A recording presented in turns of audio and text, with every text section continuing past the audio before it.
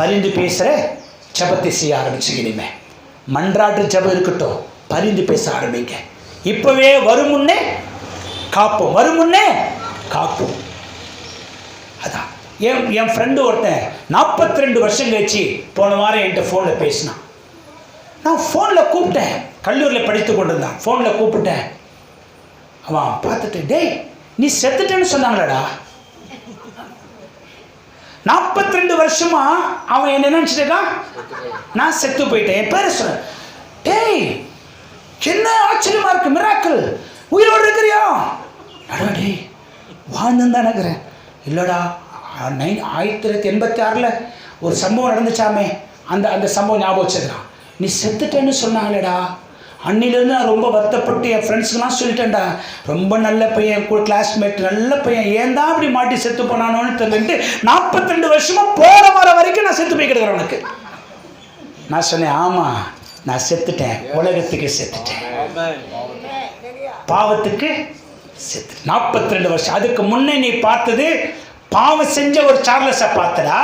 இன்னைக்கு நீ என்ன சார்லஸை பார்க்குற தெரியுமா? பாவத்துக்கு மறிச்சு நீதிக்கு பிழைக்கிற சார்லஸை பார்க்க 42 ஆண்டுகள் கழிச்சு. இதுதான் இயேசு. ரொம்ப சந்தோஷப்பட்டான். உயிரோடு இருக்கிறியாடா? அவனுக்கு நான் மரித்திருந்தேன், ஆனால் நான் இயேசுக்குள்ளாக பிழைத்திருக்கிறது அவனுக்கு தெரியாது. அது மாதிரி தான் நம்ம எல்லாருமே நிறைய பேர் பாவத்துக்கு மரித்திருந்தோம், இப்போ எல்லாம் நீதிக்கு பிழைச்சிட்ருக்கிறோம். இல்லையா சொல்லுங்கள் பார்க்கலாம்.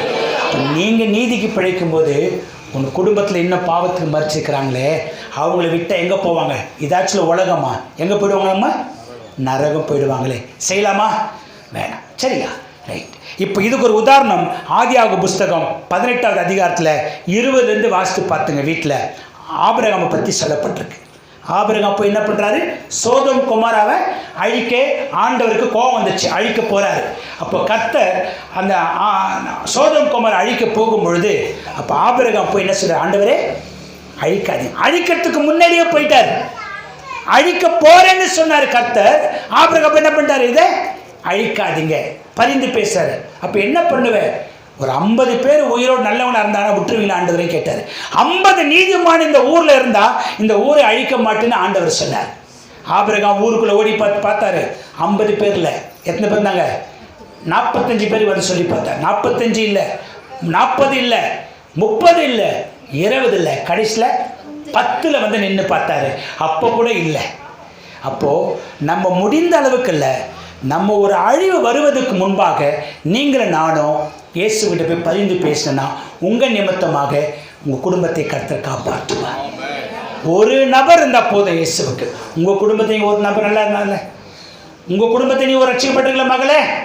அப்போது நான் சொல்ல, ஆண்டவரே அந்த மகள் நிமித்தமாக அந்த குடும்பம் ரட்சிக்கப்பட்டிருக்கிறார், அந்த மகளுக்காக அந்த குடும்பத்தை பாதுகாத்துக் கொள்ளுங்க. கர்த்தர் நிச்சயமாக அவங்க குடும்பத்தை பாதுகாப்பார். அப்போது வருமுன் காத்துக்கணும்.